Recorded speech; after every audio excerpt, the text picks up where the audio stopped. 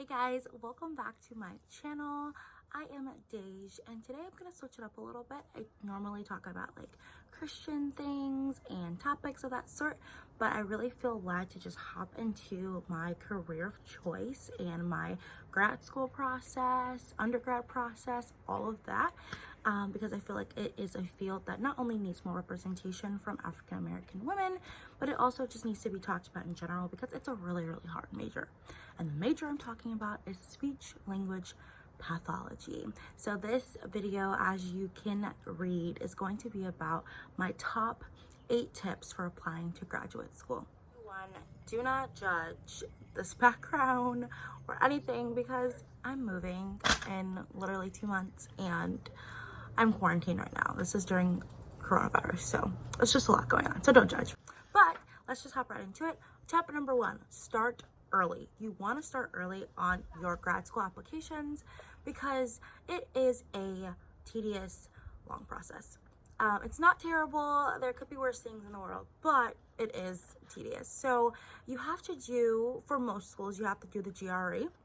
So you want to make sure you get that done.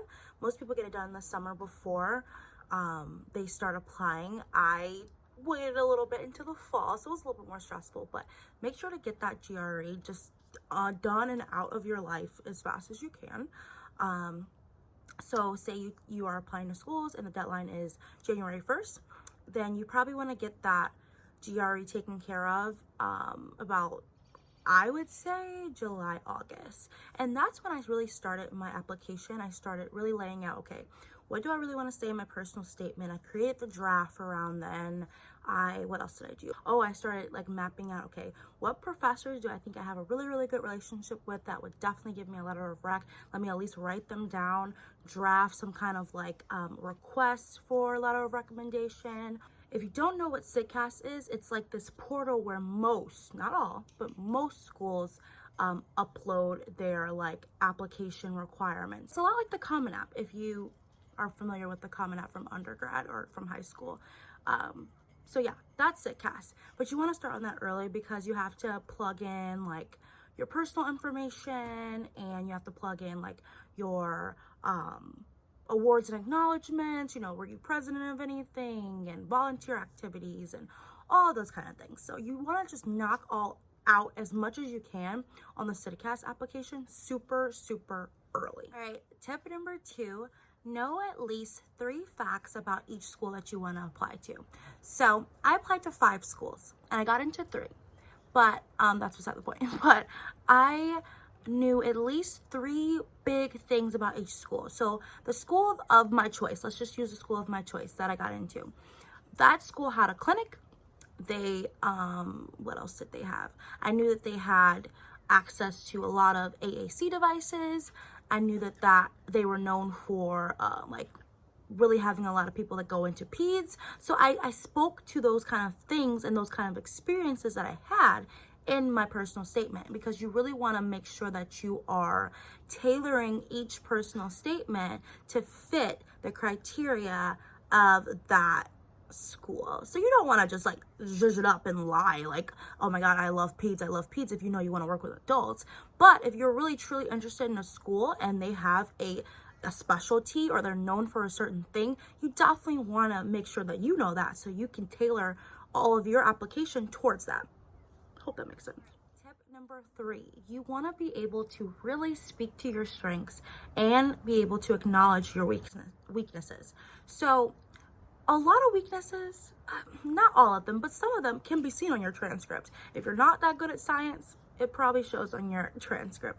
If you're not that involved in the campus community, or you're not very extroverted or anything like that, it will probably show in your volunteer experience or your employment experiences. A lot of these things can be seen on your application, so you really want to be able to speak to those things and either explain why you haven't did this, or why you've done this, or why this was hard for you, or to speak up about why you have done these things. So I love to travel, and so I tailored a lot of my traveling towards speech pathology before I applied, so that I could be relevant experience, right? And that's one thing that I could really speak about in my application. It was a strength of mine. I love to travel. I love to be in new environments. I love to meet new people. That was a strength of mine. A weakness of mine was science classes. I absolutely hated speech and hearing science and struggled in audiology. You can see that, you know, they know that that's not an A. So they could probably see that, okay, this was a little bit harder for her. So let me speak to that before they can even ask me about it. All right, tip number 5, make your presence known. I, at least once for every school, I called, emailed, or visit, like not all 3, but 1 for each. So if I visited one school, I was making sure to really make my presence known and ask questions, and not like questions that you can read on the website, but like actual like questions, you know, like how does supervision work in the clinic base? They'll be seeing hundreds and hundreds of applications. So when Deja Mitchell's name comes across, I want them to know who that person is. So they know that, oh, she called, or oh, she made a visit, or oh, she made that email, and you know, email was so professional, and just things like that. So make your presence known. Tip number 6, have your resume and your personal statement reviewed by people who are not only in the field, but people who are non-biased, like not a speech pathologist, not even interested in it, barely knows what that career is.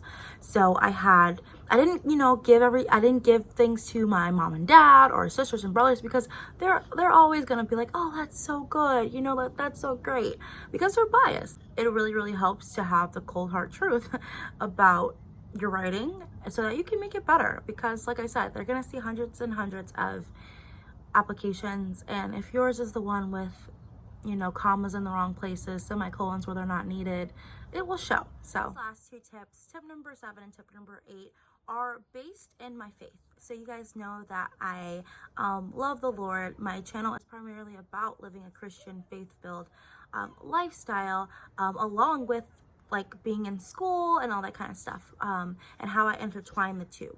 Tip number 7 is stray away from competitiveness and be willing to help your peers.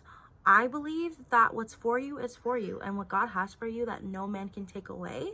So why are we being super competitive about things? You know, like, help your peers. If you know that you have a peer who is really determined and really motivated, and you know that she deserves to be a speech pathologist, but you know, writing is just not a strong thing for her, help her out. Say, hey, you can email me it and I can do a little revision if you don't mind, and I can send it back and see if, you know, you like those revisions. You could really miss out on things that are for you because you are trying to be evil. So just, yeah, be a good sport. What's for you is for you. You being competitive and withholding information probably won't change the outcome of you getting what, you know, God has for you. And lastly, tip number 8, do not compare yourselves. Like, really do some self-reflection and know who you are, because God has tailored you uniquely. You know, you are fearfully and wonderfully made, and speak to those things in your